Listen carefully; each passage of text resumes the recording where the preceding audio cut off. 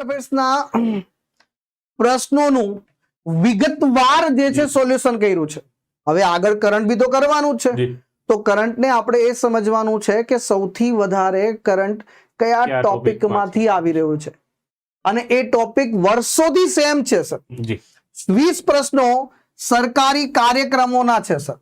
એટલે ભારત સરકાર શું કાર્ય કરી રહી છે, રાજ્ય સરકાર ગુજરાત સરકાર શું કાર્ય કરી રહી છે, એના જ સંદર્ભમાં, અને દરેક પરીક્ષામાં આ પ્રશ્નો ફિક્સ હોય છે સર. સરકાર એક્ઝામ લે છે કેન્દ્રમાં, અને તો બે વસ્તુ છે કે તમે વહીવટી ડિપાર્ટમેન્ટ જઈ રહ્યા છો તો તમને ખ્યાલ હોય છે કે આપણા ભારત સરકાર શું કરી, ગુજરાત સરકાર શું નવું કાર્ય કરી રહી છે સર.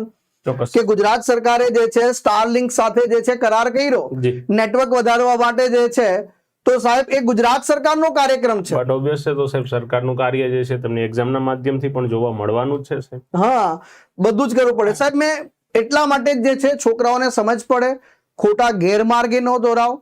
આ પેટર્ન વર્ષોથી આ જ ટોપિકના સૌથી વધારે પ્રશ્નો કરંટના આવે છે, અને બતાવવા માટે જ લાવ્યો છું કે આમાંથી જ પ્રશ્નો એમણે પૂછ્યા છે.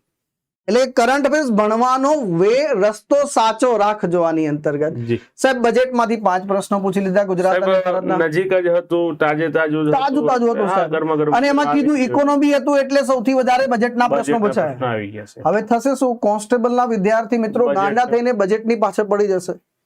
સાહેબ મારો અત્યાર સુધીનો વ્યક્તિગત અનુભવ છે કે ભાઈ કોન્સ્ટેબલની અંદર સાહેબ રમત ગમત ઉપર જે છે સૌથી વધારે મારો પ્રશ્નો હોય છે, ને આમ કે ભાઈ એની પર તોપ છોડી દેતા હોય છે, ધડી બોલી જતી હોય છે. સાહેબ આમાં ભલે 1 માર્ક્સ છે પણ કોન્સ્ટેબલમાં માર્ક્સ વધવાના છે. અહીંયા ડાઉટ છે કે સાહેબ આની ઉપર અહીંયા કોન્સ્ટેબલ એક્ઝેક્ટલી હું એ જ કહેવા માંગુ છું. એવોર્ડના જે 3 પ્રશ્નો છે, આ એવોર્ડના પ્રશ્નો વધશે એટલે કે એટલા 3 માર્ક્સનું વેટેજ રહેશે. 3 એવોર્ડ પરીક્ષામાં પૂછાશે.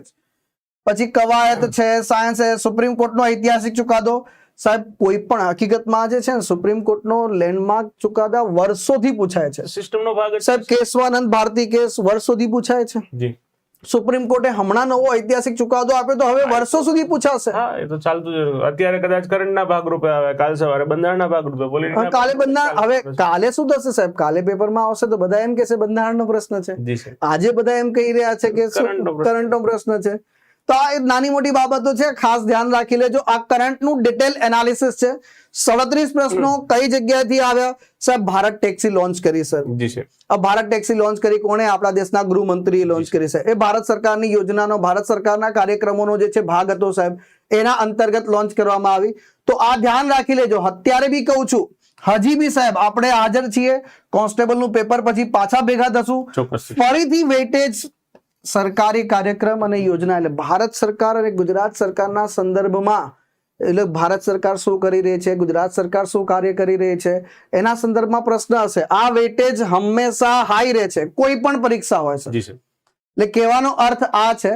તો આપણા જે છે આ થઈ ગયું સાહેબ એક તો એનાલિસિસ.